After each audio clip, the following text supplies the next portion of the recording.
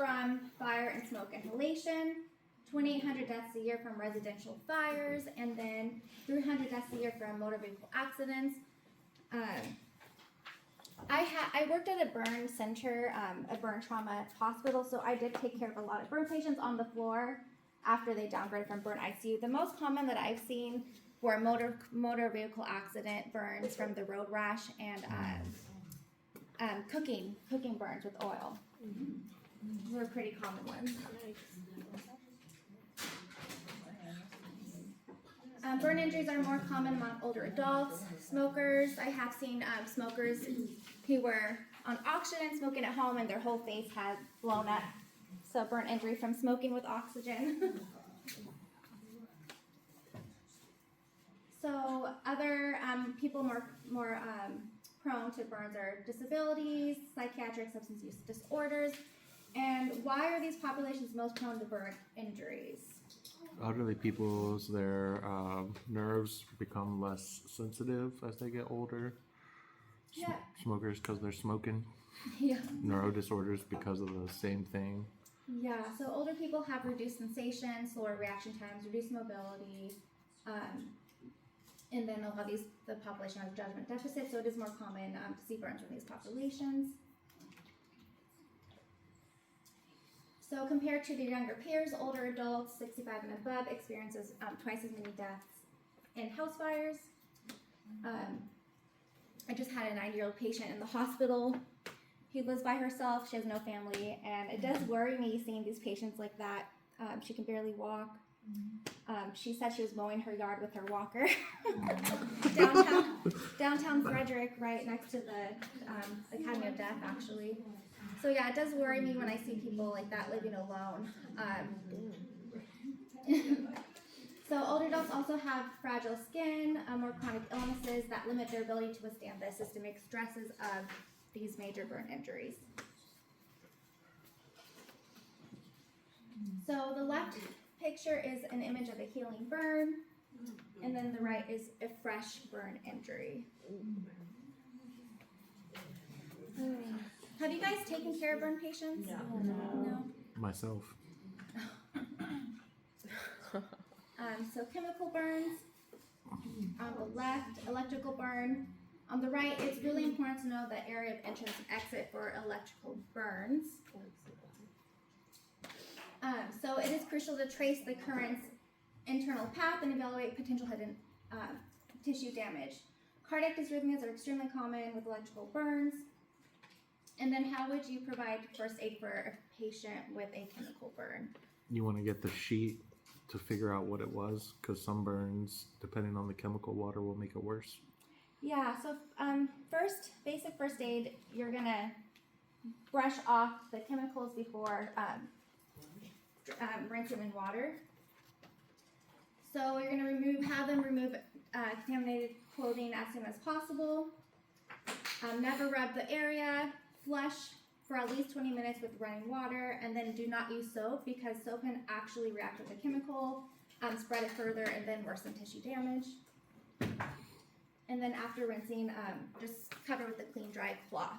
They do have decontamination areas in the ER at most hospitals I'm aware of. I don't know about Frederick Health, that they would send this patient to.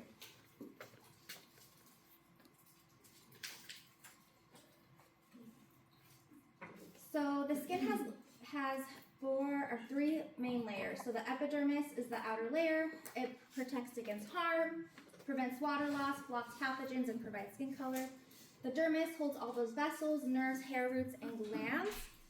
And the subcutaneous tissue cushions and insulates and muscles lie beneath it. So burns are classified by depth of injury and extent of total body surface area. So the depth basically tells how much the dermis is affected. So to determine the depth of a burn, we're going to ask how the injury occurred. Was it a causative agent? Was it flame, scald, chemical, or hot tar? What was the temperature of that burning agent? What was the duration of contact? And then how thick is the skin in the burned area? So burns are classified based on the depth of tissue layers involved. These are no longer labeled as first, second, and third degree burns, is what I learned in nursing school. They did change the labeling of this, so the most modern labeling is superficial, partial thickness, deep partial thickness, and full thickness burns.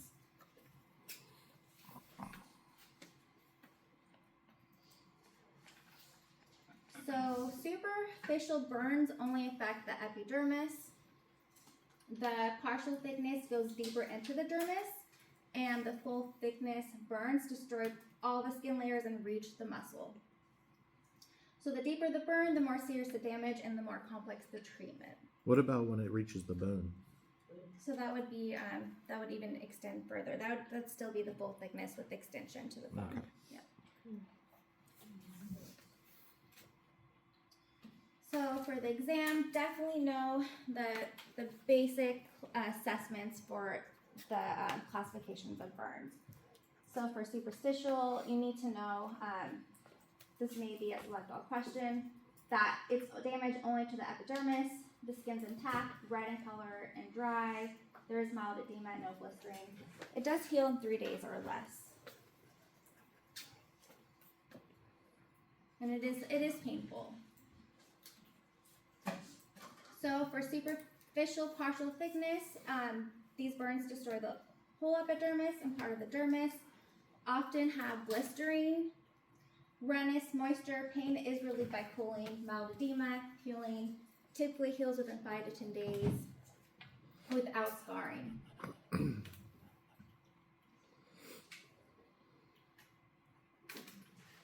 For deep partial thickness, these burns extend through the epidermis and dermis. They cause severe pain with moderate edema.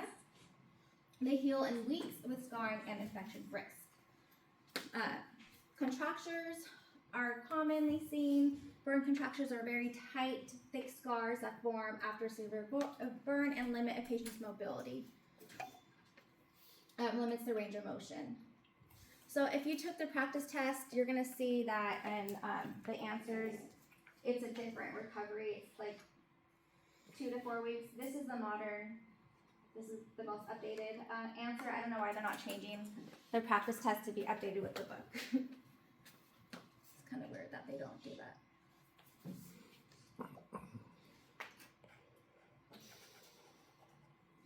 Full thickness burns. Severe full thickness burns do destroy all of the skin and deeper tissues, cause minimal pain, require surgery, and heal solely with scarring or possible amputation. So the reason why there's either minimal pain or no pain is because they cause nerve damage, because all the layers of the skin are destroyed, including the dermis where the sensory nerve endings are located. So even though these are extremely severe burns, they may be painless. Which means you may wait a little longer than you should to go get it looked at. Yeah. Ask me how I know. Hopefully not. This just goes to show you how there's 3 different types of burns in one. A baby.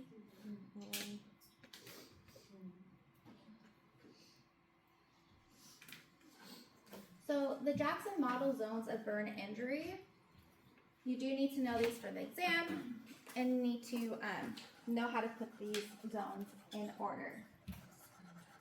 So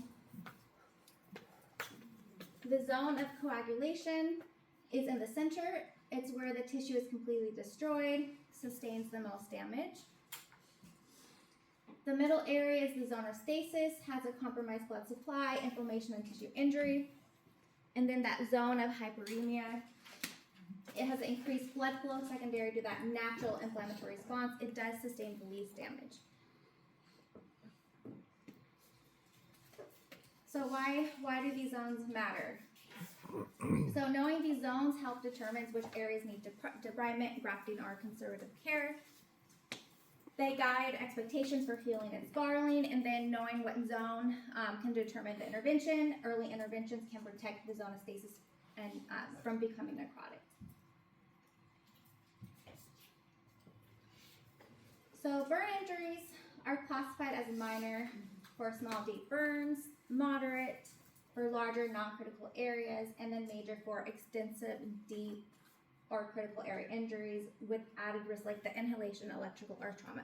You guys don't need to know this, just be familiar with the classification of like separate injuries. So it's just minor, moderate in nature.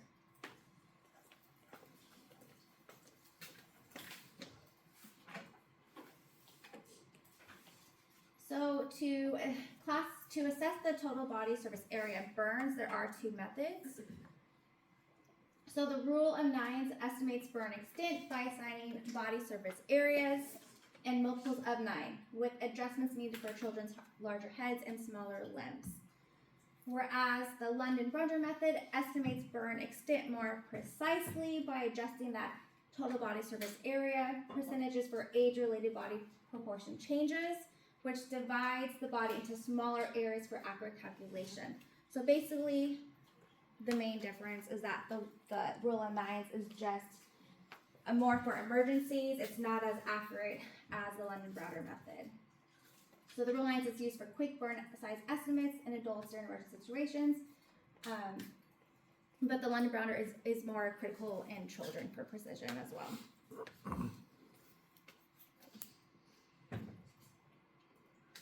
So, for example, it's pretty easy how to do the rule of nines. If a patient has a burn on the front torso, both legs, and if the total body surface area is 18%, how much would it be?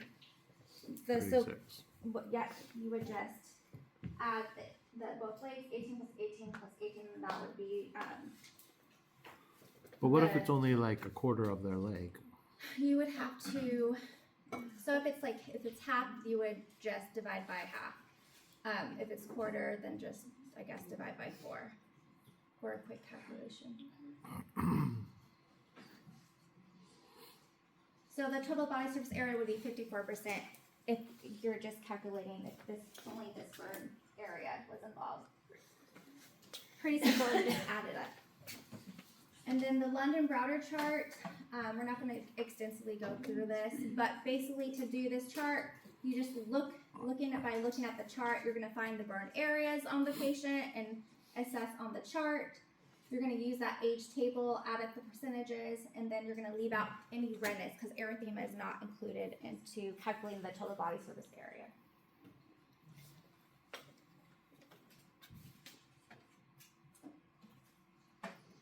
So, can you guys use the rule of nines to assess the total body surface area of this patient?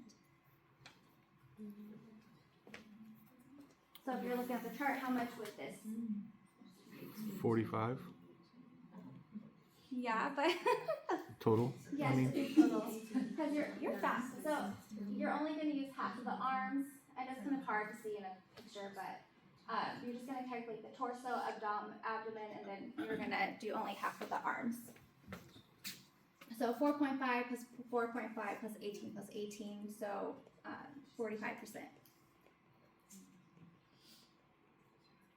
Is this space on? No.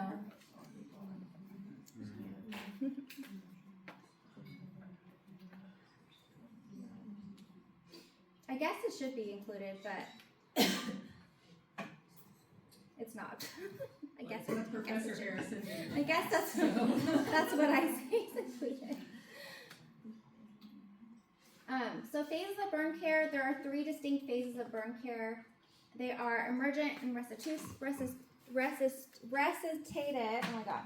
Acute, intermediate, and rehabilitation.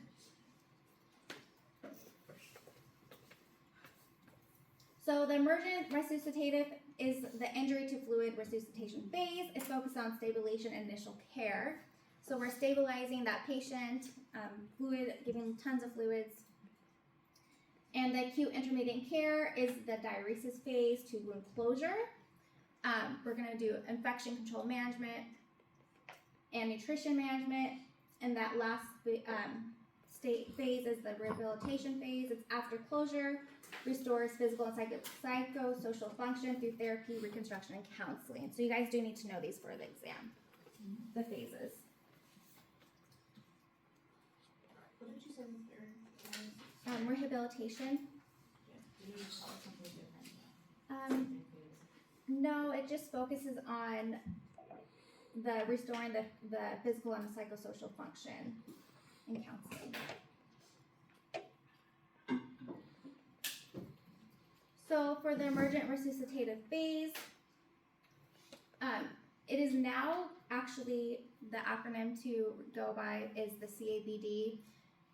It used to be the ABCs, the airway, breathing, and circulation. Now the new guidelines have changed it for burn care to assess circulatory before airway, which is new. So only in burn care. Why is that? So hemodynamics. I guess they're saying in burn care it's more a priority to assess the circulation first to address the hypovolemia, which is like more life-threatening. They're saying. Because when all your skin's burned off, all the fluid just goes. Yeah, and the shock Mm-hmm. of that. So that's the new change. So if there was a question about burns, like even on the anklet, I should do Circulation wins. first, Yes. before airway. You got to treat what's going to kill them first, and that will be the first Yeah. thing. Yeah, how new is this? It seems, well, How's the that exam last year, there was a question on this, and it was airway first, but I took that off, so it's changed. So I guess pretty new. I don't know. How That's old the is way the I book? learned it Is in the book 2024? 2021. I learned it this way. With the heart, right?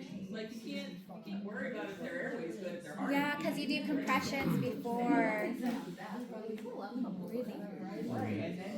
They taught it this way in 2021 for Exactly, right? EMTs. So this is you're all coming into this final, like these final semesters. You're right.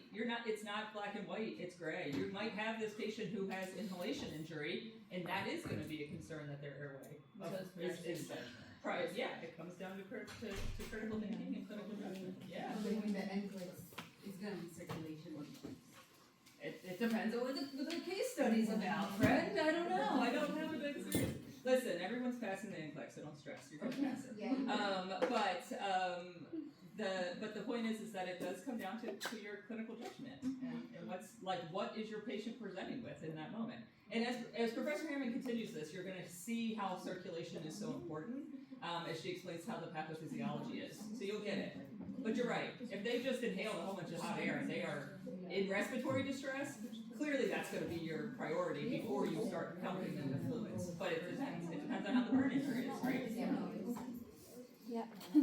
Sorry, I don't mean I'm Oh, no, clearly I that's- can't actually get away from lecturing. I really No. want to be out there. I mean, this Sorry. was new for me too, but I get it.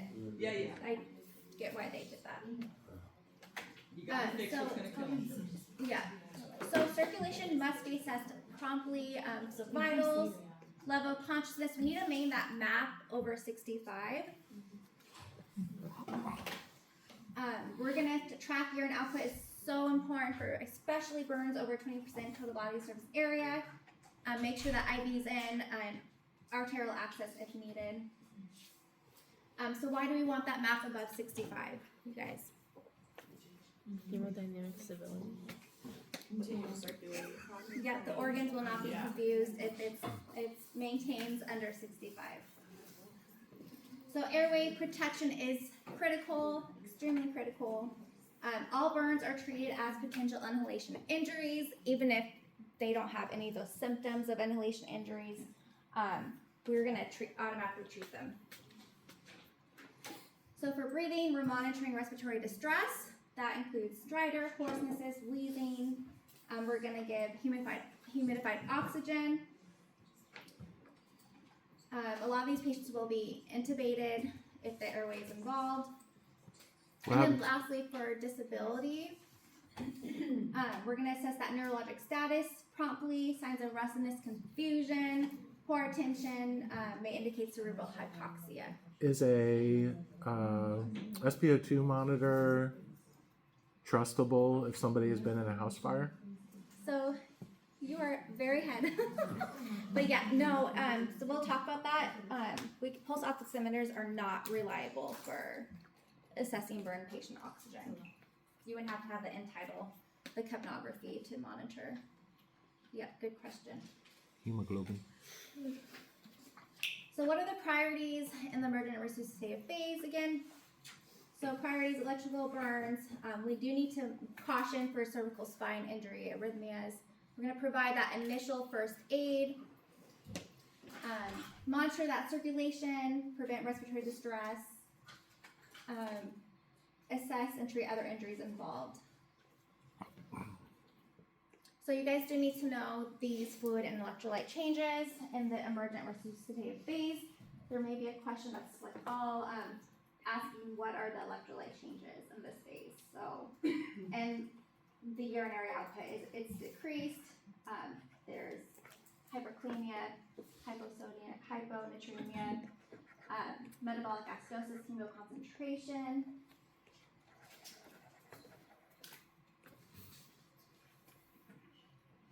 And then the chart does explain the reasoning for each and every change. You can go through that. So, for example, why is a patient having decreased urinary output in this phase? Fluid loss. Yep, exactly. The patient has severe fluid loss, decreased kidneys, renal blood flow. These patients are going to have excess potassium. Because of that the massive cellular trauma, it does cause release of potassium into that extracellular fluid, which causes metabolic acidosis and also impairs kidney function.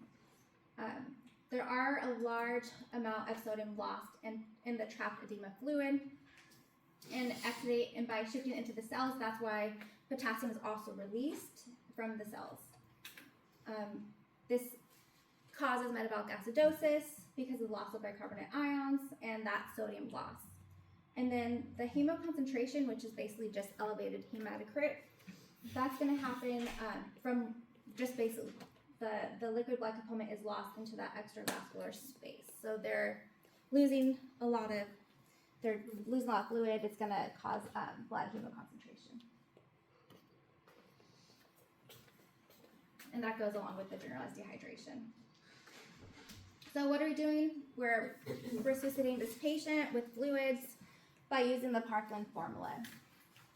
So what is the only fluid that we can use during this fluid resuscitation? Isotonic? Lactated ringers specifically. Oh, lactated ringers. Yeah. And why are we only using LR? We want the fluid to stay in the veins, right? Yes, but why else are we only using LR? So LR closely matches the plasma and avoids an electrolyte imbalance. Because if we were just giving if we're just dumping NS, I mean, they're going to be severely depleted of all their electrolytes. Oh, right. So this is going to prevent hyperchloremic metabolic acidosis by giving LR instead of the NS. Basically, restore circulating volume without disrupting electrolyte balance. And this is going to help prevent shock and maintain organ perfusion. So, how would we do a calculation using the Parkland formula? So, if we have a patient that's 70 kilograms with 60% total body surface area for a full fitness for an injury, we're only going to use 1/2 of the volume in the first 8 hours.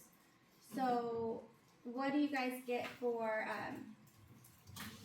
Can you guys calculate that? It's basically on the screen. So 4 times 7 times 60 is 16 to 1800. So 16 to 1800 milliliters for the first 24 hours. So for the first day, we're dividing by 2. So we're going to do the first half in 8 hours. So 16,800 milliliters divided by 2. We're going to get 8,400. And then how many more hours are we going to give the rest of the fluids over? 16. Yeah, 16. Because we only give the first half in the first 8 hours and then the rest in 24 hours. So that means we're giving 8,400 the next 16 hours. So total, divide 16 by 8,400, we're going to get 525 milliliters per hour. Will that be math? Yes. Yep. Just to add a clarification because this has happened in the past. So it's not times 60%. right? It's not times 0.60. It's 4 times. Oh, yeah, sorry. Yeah, that's okay. It's just because it's come up before, and I'm like, yeah, let me just explain it. So 4 times 70 times 60. Not 0.6 times the actual 60. Try it and make sure that I did it right. I'm telling you correctly. Yeah. It's not really. Yeah. So it's not. I mean, yeah, so you're multiplying No, by it's percentage. 60, not the actual. The percent is the total body surface area. It shouldn't be an actual percent that you're multiplying. Right, it's the number. I can see how that can be confusing. Yeah, it gets confusing. Yeah. So it's times the number of their total body surface area. But if you figure this out, then you're doing it right. If you're getting this answer, that's how you're supposed to do it. Yeah. So if you need to, it is on the exam, so practice it. Do 4 times 65 times 40 and do a problem and make sure you know it. But you need to have this memorized. You need to know it's 4 times the body weight times the total body surface area. And then dividing it by when you're going to give the fluids to. No. No. The total body surface area will be given to you. We're not. That's just me. We're not that. But you have to be able to get it. Like you're going to get down to how many mLs an hour. You have to do this whole calculation. Okay. And this is actually supposedly on the NCLEX. So that's It why we're pushing to make sure that you practice it and know it. How do you know that? That's That's what ATI says. interesting. It's on the practice Because- exams. Yeah, You don't even do this unless you're a burn ICU nurse. it's true. Like, But you do math. even, It's not, you don't have to do this. that's true, but, okay. It's interesting. That's what, and so ATI is supposed to have, correlated so that content is similar, and so Yeah. to prepare you, we want to have it ready, and it's on the practice test, so. But it's just a math medication safety problem, honestly. Yeah, that's true. Yeah. Okay. Sorry, just clarifying for y'all. Yeah. Oh, and then regarding the ATI, it's at 1 p.m.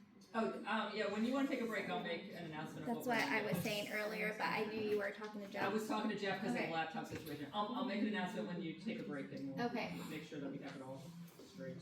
Okay. So for that phase, you guys do need to know the criteria for adequate fluid resuscitation. So you need to know what are the symptoms of your patient if they are being adequately fluid resuscitated. So the symptoms or the assessment is the urine output has to be at least 0.5 milliliters per kilograms per hour in adults. We need to know those vital signs. So the pulse rate should be under 120 beats per minute. Stable blood pressure. What's the normal pulse, you guys? And 60 to 100. Yeah, 60 to 100. Stable blood pressure, stable level of consciousness are the criteria you guys need to know. So burn shock, what is burn shock? So burn shock leads to capillary leakage, fluid shifts, hypovolemia, hemoconcentration, reduced cardiac output, and results in circulatory collapse if not treated. So how are we managing burn shock? We focus on early detection and prompt fluid resuscitation to maintain circulation, protect organ function in these patients. So inhalation injury, you guys do need to know this for the exam. So what is inhalation injury? It happens from superheated air, steam, toxic gases. It causes serious respiratory problems, including impaired gas exchange, airway obstruction, ARDS, does require intubation, and extremely high mortality in these patients. I think up to 75%. So inhalation injury can cause delayed upper airway edema appearing 24 to 40 hours after a burn. So your patient may appear fine within the first 24 hours. They may have no symptoms of respiratory distress. But again, this is delayed onset, so they won't develop this usually 1 to 2 days after their initial injury. Carbon monoxide is the most common cause of inhalation injuries. So carboxyhemoglobin, what that is carbon monoxide combined with hemoglobin that causes tissue apoxia. So that's when the oxygen cannot bind with hemoglobin. And this causes that pulse oximeter to be inaccurate. Now we just discussed this, but why would this cause, again, the pulse oximeter to be inaccurate?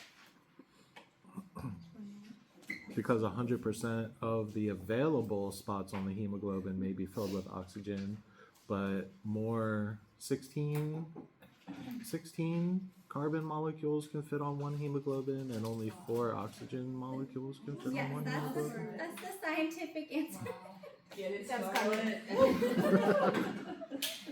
So, in a nutshell, carbon monoxide poisoning, it does mask itself as normal oxygen saturation.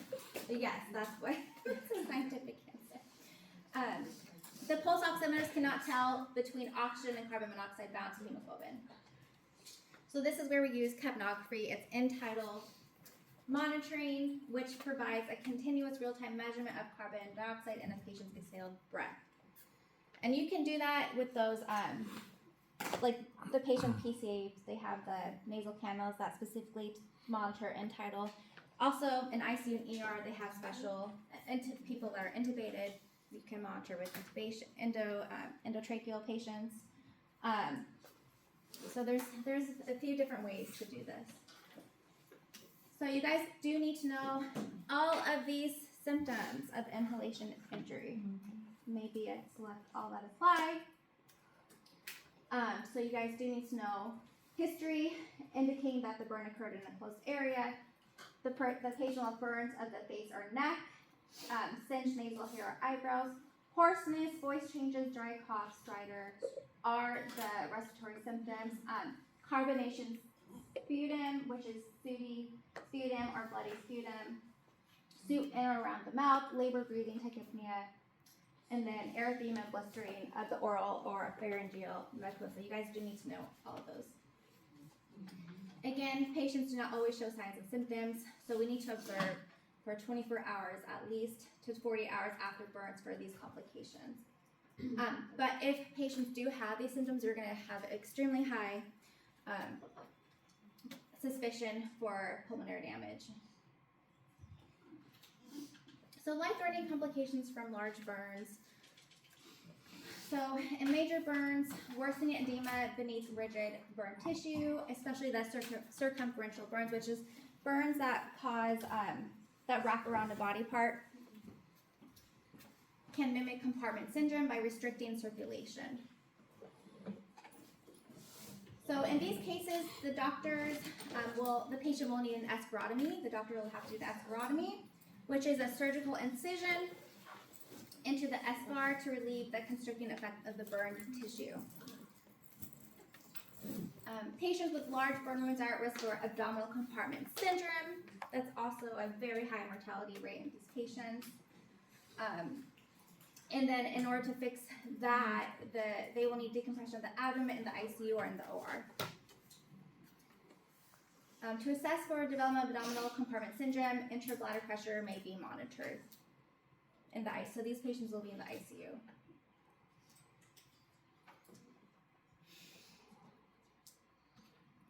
So for the acute intermediate phase, you guys do need to know, again, the fluid and electrolyte changes in the acute phase.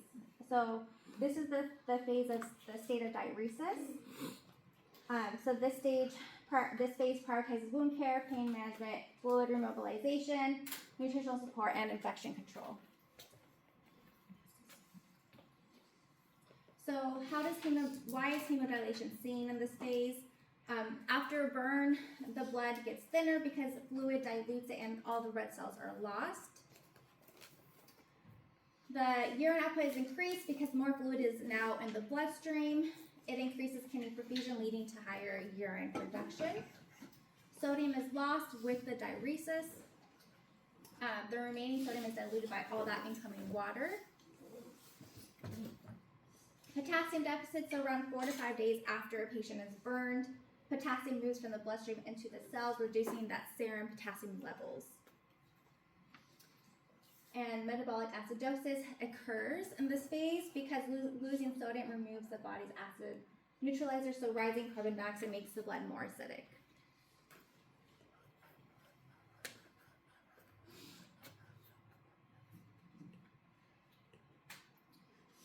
So in the acute intermediate phase, again, prioritizing that respiratory cellular status, promote mobility, and nutritional care.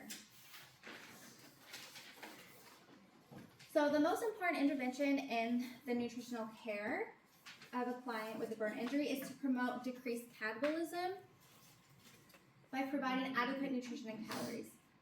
So when someone has a serious burn, their body goes into extreme overdrive, breaking down muscle and fat very quickly to get energy, and that's what catabolism means.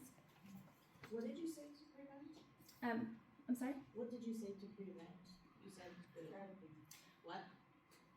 So catabolism, so we need to really focus on nutritional care because of catabolism. So high protein diets, high calorie diet.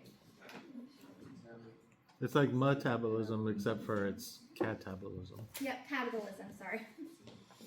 Yep. And it wasn't in the book, that's just what I know is what catabolism is, but I don't know why. It's in the practice exams, but not in our chapter. So I don't know why that word isn't in our chapter, but that's what it is. So sepsis is leading cause of death in burn wounds, so strict infection control and cautious antibiotic use are essential. So whenever we're changing burns in the burn ICU, when I change burns on the floor, it's not required to wear PPE, although I would just to protect myself. In that burn ICU, when these patients are unstable, you have to have PPE when changing their burns. Open wounds put these patients at risk of tetanus, so booster vaccines are crucial. You guys do need to know that we need to monitor wound cultures, blood urine, and sputum. So mask, gown, and gloves, scissors are welcome, but no plants or flowers allowed. And then that tetanus toxoid. So you need to know all these interventions in this phase.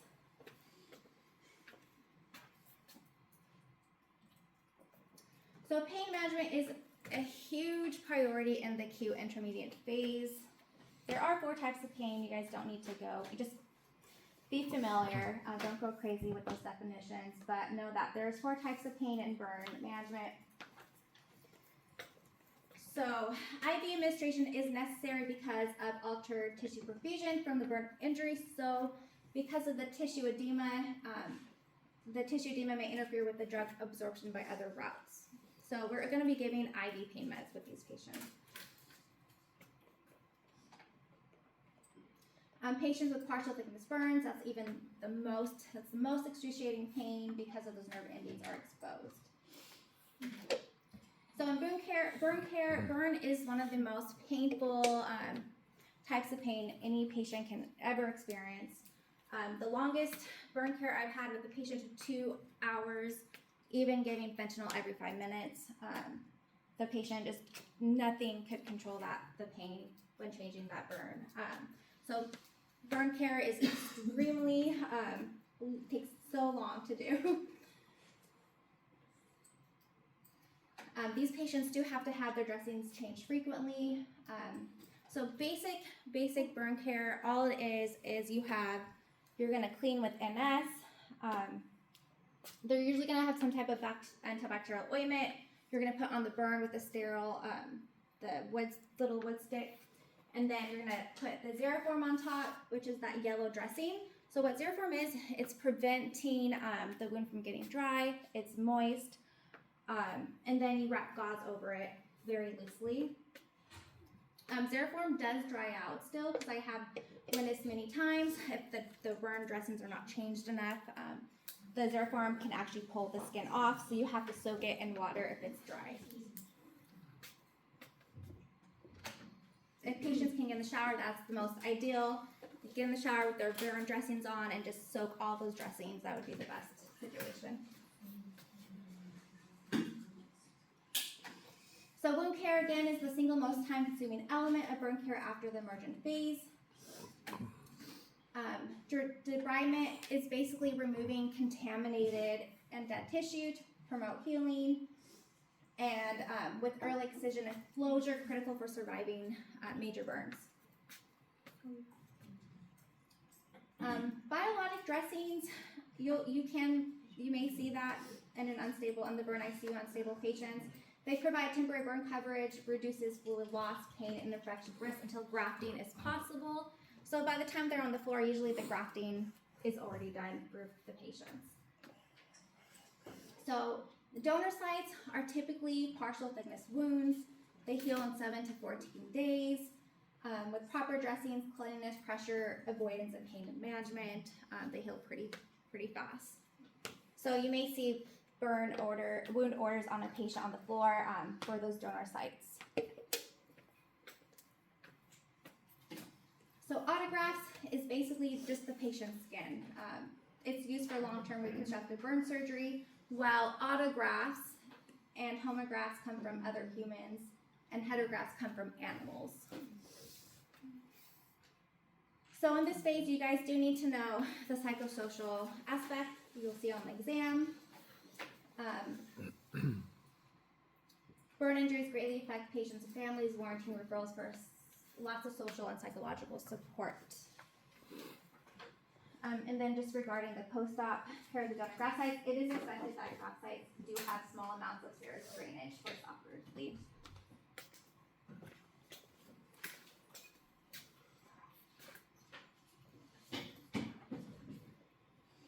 And we're almost done with this PowerPoint, and then I'll give you guys a break.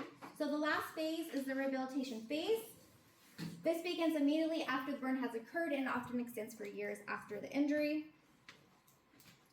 Rehabilitation of burns involves massaging, lubrication, protection of that healing skin, splints, and then year-long pressure garments. So you guys do need to know that pressure garments are implemented and maintained for 1 year after burn injury to prevent hypertrophic scarring.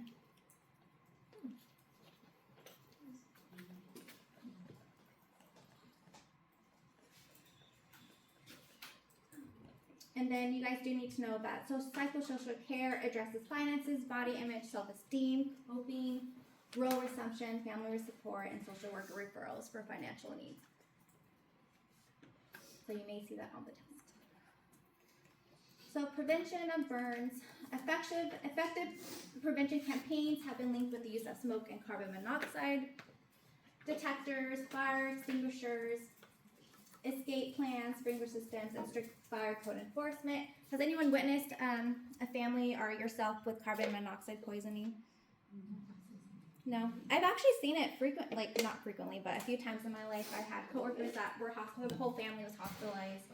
My husband's, one of his grandmother actually was hospitalized for a week with carbon monoxide poisoning. You go home, you get a headache. Yeah, You leave home. Check You don't those have a carbon headache. monoxide detectors. Does everybody in the house have a headache? When do Yeah. the headaches start? I'm not gonna do that. So, quiz questions. Which of the following is to be expected soon after major burn? Select all that apply. Hypertension, tachycardia, anxiety, A, B, and C. Does everyone have that? A, B, C. Because after burn, the heart rate increases. Blood pressure drops because of burn due to the shock. And then a form of hypovolemic shock caused by massive fluid loss and systemic inflammation. So you're going to see low blood pressure and high heart rate. So the nurse cares for a client with extensive burn injuries.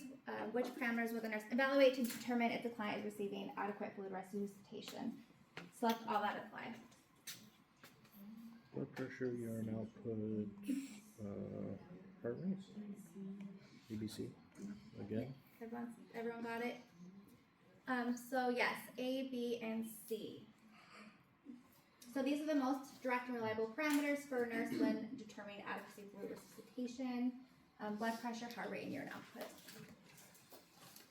A client has been burned significantly in a workplace accident. What conditions create the need for immediate intensive care by specific trained personnel? So these, what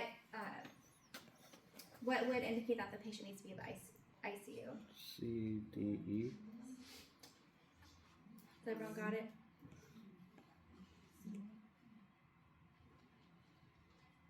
So what is it? C, D, E. So A and B are not immediate conditions that require intensive care. Wound care, nutrition support are not, does not need to be in the ICU.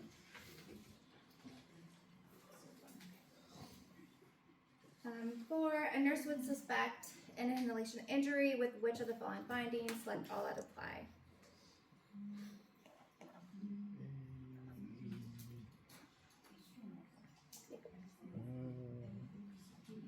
I would say all of them. All of them but one. Which one would not be? Yep. So egophony is not on that inhalation symptoms chart. What is egophony? I don't even know. It's just like it's like an abnormal. You know what? You should have wrote this down. I'll Google it real quick. Yeah. Do you want to look it up? Where spoken, a medical sign where spoken E sound is heard as an R sound, That makes sense. often with a nasal or bleeding quality during chest. I never heard of it before. If I did, I didn't remember. So Commonly It's associated with conditions like pneumonia and pleural effusion. okay. Interesting. Yeah, like this sounds right. Like It's just an abnormal sound. Sounds like an E in the patient. Where spoken E sound is heard Spoken as an E R sound. sound. Okay. So I guess if you told the person to say teeth, you would hear it as like taff. Okay. Interesting. Last question. What do you guys get for this scenario? Nurses caring for a client 25% TBSA during that emergent resuscitative phase. What fluid and electrolyte changes will the nurse monitor?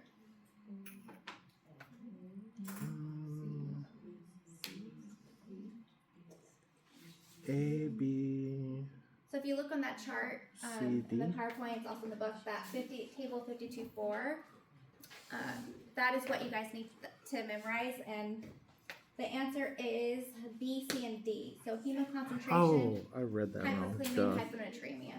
I thought that said hypovolemia.